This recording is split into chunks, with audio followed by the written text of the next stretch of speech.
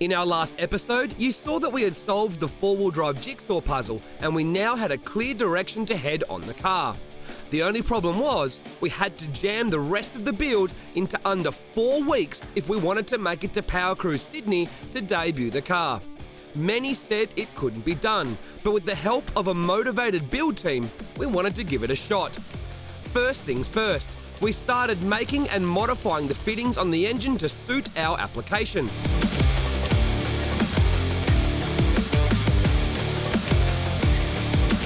Jack from Earls, Australia, then paid us a visit to work out the first round of lines and fittings that we would need. We then fitted up the direct clutch services twin plate clutch to the engine and attached the Albin's transmission, ready to go into the car. Jack from Earls then ran the turbo, oil and water lines for the twin Garrett GTX turbochargers.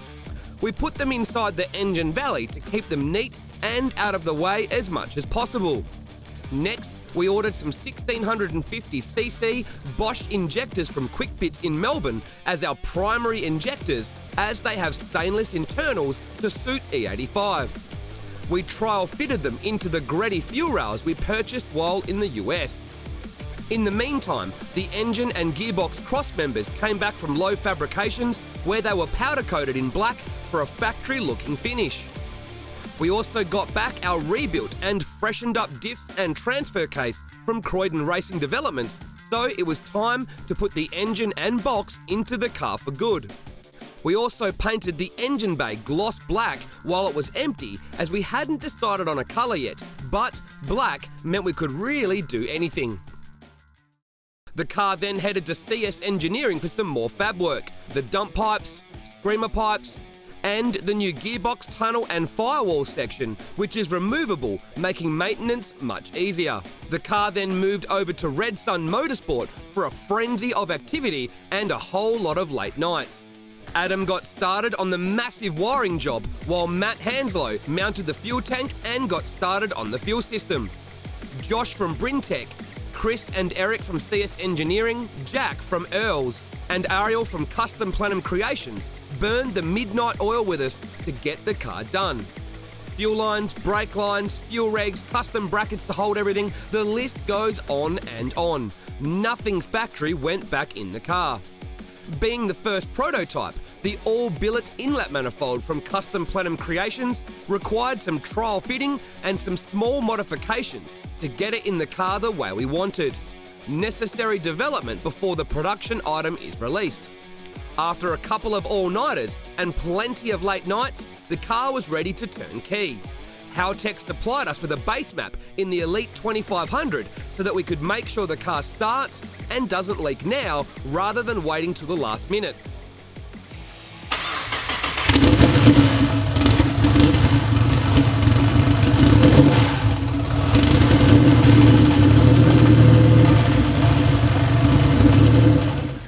Success.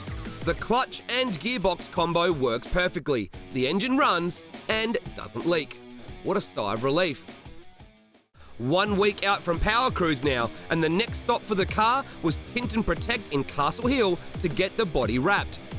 Gup wanted the car to be green to match his turbo Big Block HQ Elvis, but being the evil Japanese twin, we wanted to take the green even further and more high-tech.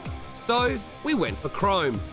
It's difficult to do, but all in a day's work for the guys at Tint and Protect. In the meantime, I got to work making the interior fit back in the car and making some custom switch panels and dash holder. Over the red, the green looked kind of odd, but once the black roof was added, the look of the car started to come together.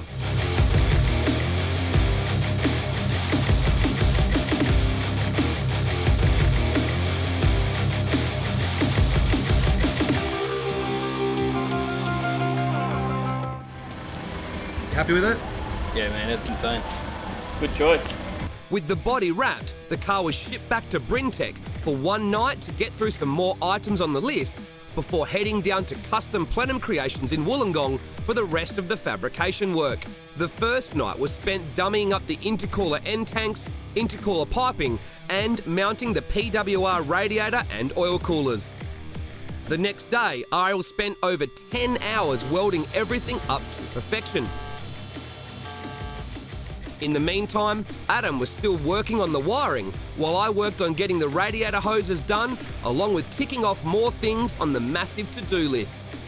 The car then headed back to Brintec for a day of final checks and tidying up some loose ends before the car was able to start and idle properly for the first time.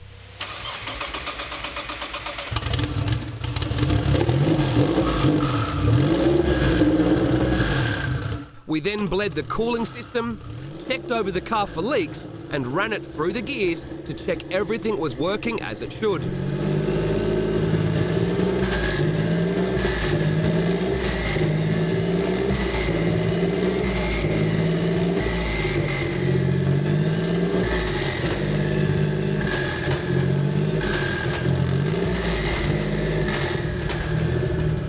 The car then moved under its own power for the very first time.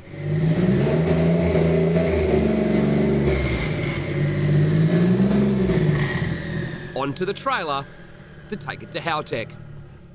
Mitch from Howtech was joined in the car by Doc from the legendary TV show Street Outlaws, who was in town to learn more about Howtech before heading home after Powercruise. Mitch set about calibrating all the sensors and getting the car running correctly. Our first dyno pull on 7 psi and very little timing showed how easily the car wants to make power and torque, with nearly 300 kilowatts at the wheel.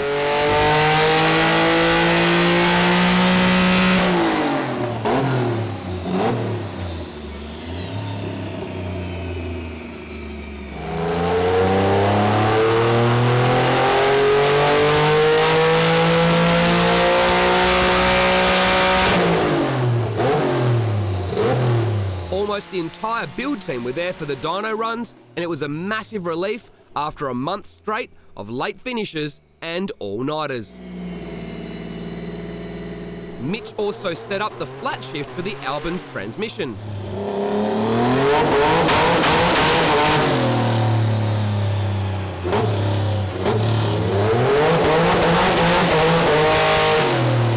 With the car now running correctly thanks to the guys at Howtech, we took the car back to Brintec to check over before heading to Precision Automotive Racing so that Aaron could tune the car. Aaron personally owns an R34 with over 1,000 wheel horsepower, so knows a thing or two about big-powered VR38s. Unfortunately, our custom front drive shafts were delayed, so we would be running in two-wheel drive for now. That, combined with our aim to simply test the car at Powercruise Sydney the next day, we decided to keep the boost conservative at just under 15 psi.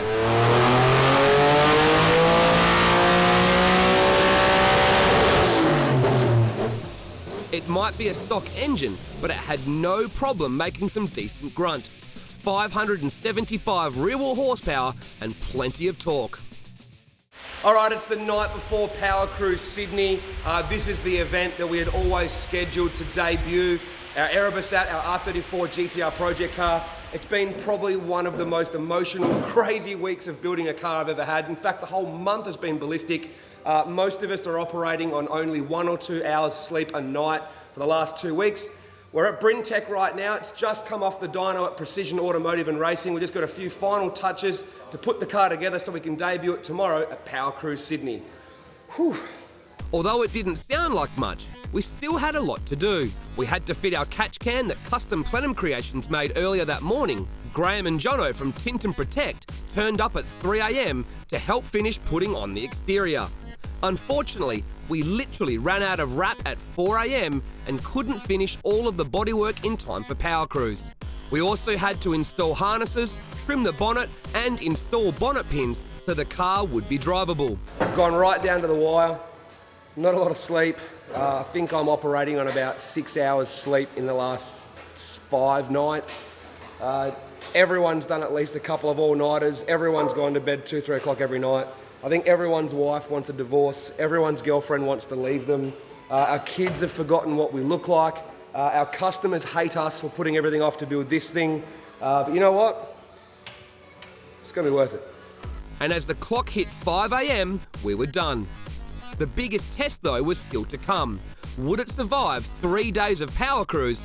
And how would the testing go? Find out next issue of Motive Garage.